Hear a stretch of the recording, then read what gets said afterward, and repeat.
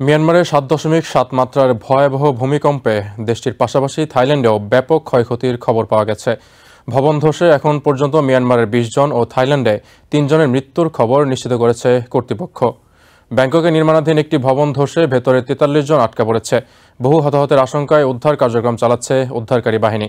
এর মধ্যে থাইল্যান্ডের রাজধানী ব্যাংকক এবং মিয়ানমারের ৬টি অঞ্চলে জরুরি অবস্থা জারি করা হয়েছে। বাংলাদেশের ঢাকা ও চট্টগ্রাম সহ বিভিন্ন স্থানেও ভূমিকম্প অনুভূত হয়েছে। ভূমিকম্পে ব্যাংককে ধসে পড়ে ৩০ তলা একটি নির্মাণাধীন ভবন।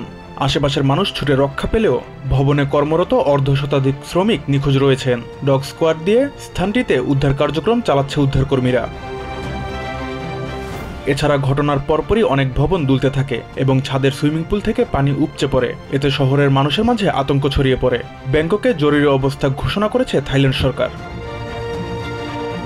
আমেরিকার ভূতাত্ত্বিক জরিপ সংস্থা USGS এর তথ্য মতে শুক্রবারের ৭.৭ মাত্রার এ ভূমিকম্পের উৎপত্তিস্থল ছিল মায়ানমারের মান্দালয়ের ১৭.২ কিলোমিটার দূরে ভূপৃষ্ঠের ১০ কিলোমিটার গভীরে। পরে সেখানে আরেকটি আফটারশক অনুভূত হয়। দ্বিতীয় ওই কম্পনের মাত্রা ছিল ৬.৪। শক্তিশালী এই কম্পনের পর মিয়ানমারের ৬টি অঞ্চলে জরুরি অবস্থা জারি করেছে দেশটির জান্তা সরকার। ব্রিটিশ ভূকম্পনবিদ ব্রায়ান বেপটি জানান, কেন্দ্রস্থলের কাছাকাছি চরম ক্ষতি করতে সক্ষম এই ধরনের ভূমিকম্প।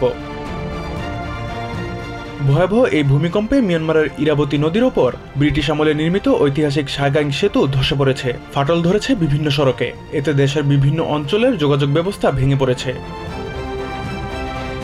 এদিকে মিয়ানমারের ভূমিকম্পে কেঁপেছে বাংলাদেশও। স্থানীয় সময় দুপুর ১২টা ২৫ মিনিটে ঢাকা, চট্টগ্রাম সহ দেশের অনেক অঞ্চলে ভূকম্পন অনুভূত হয়েছে। তবে বাংলাদেশের কোথাও ক্ষয়ক্ষতির খবর পাওয়া যায়নি।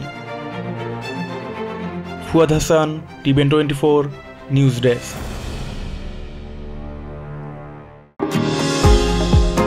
নিউ ইয়র্ক থেকে সম্প্রচারিত TVN 24 টেলিভিশন বিশ্বজুড়ে বাঙালির কণ্ঠস্বর।